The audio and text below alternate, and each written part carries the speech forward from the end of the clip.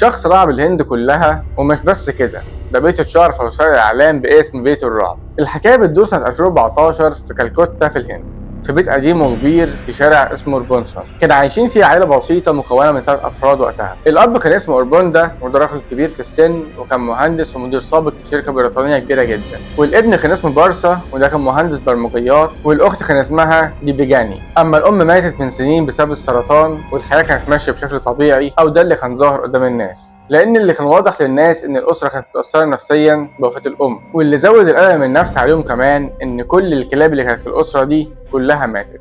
لأن من يوم ما ماتت الكلاب والبنت ديبيجاني دخلت في اكتئاب شديد جدا وامتنعت عن الأكل تماما لحد ما ماتت هي كمان في ديسمبر 2014. هنا بقى القصة بقت غريبة ومرعبة جدا، لأن بارسا ما قدرش يتقبل إن أخته تموت، لأنها كانت الشخص الوحيد اللي متعلق بيها بعد ما أمه ماتت. وقال إنه كان بيحبها جدا لدرجة إن هو ما قدرش يحرق جثمانها زي التقاليد الهندوسية، لكنه اتصرف أغرب تصرف ممكن إنسان يتصرفه. حط جثمانها في أوضة وكان بينام على نفس السرير كل ليلة لمدة 6 شهور كاملين. ومع الوقت الجثة اتحولت لهيكل عظمي، لكن الجثة كانت لابسة هدومها كاملة. مش بس كده، بارسا كان كل يوم بيحط لها أكل وبيتكلم معاها ويفضل يحكي كأنها عايشة معاه بالظبط. والأغرب من ده كله بقى إن الأب كان عارف كل اللي بيحصل ده وكان ساكت. الأب كان موجود في البيت لكنه عايش في عزلة تامة، والكل كان عايش في عزلة تامة، محدش بيخرج من أوضته ولا حد بيتكلم مع حد، وما كانش لهم خلطة خالص بالجيران. حتى عمهم كان ساكن في نفس العمارة وما كانش يعرف عنهم أي حاجة.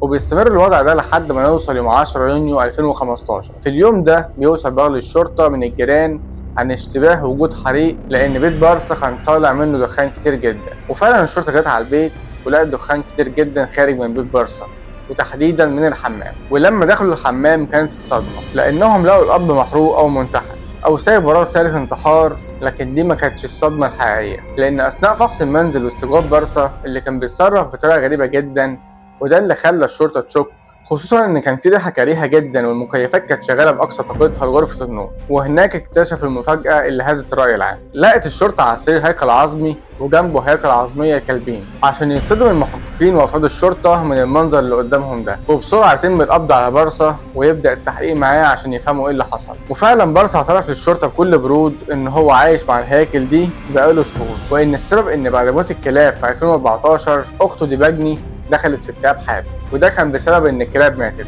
لدرجه ان هي قررت تضرب عن الاكل تماما وماتت فعليا من الجوع في 29 ديسمبر 2014. بارسا من كتر صدمته وارتباطه المرضي باخته رفض تماما يدفنها او يسيبها، فقفل شبابيك الاوضه وشغل التكييف على الاخر عشان الريحه ما تطلعش، واتعامل معاها كانها عايشه بالظبط.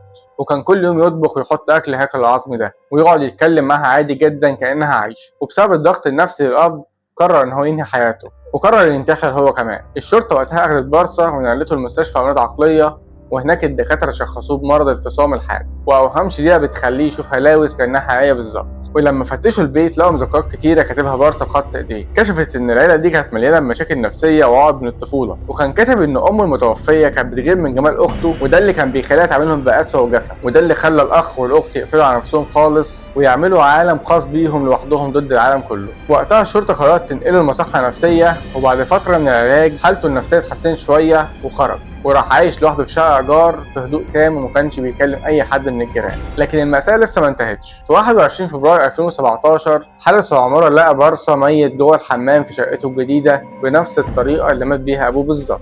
ولع في نفسه عشان يقفل الصفحة على واحدة من أغرب القصص النفسية اللي ممكن تسمع عنها في حياتك. وصلنا لنهاية قصتنا. لو بتحب القصة الغريبة والغامضة ما تنساش تعمل لايك وشير وسبسكرايب. أنا المخبر السري، أشوفكم في حلقة جديدة. سلام.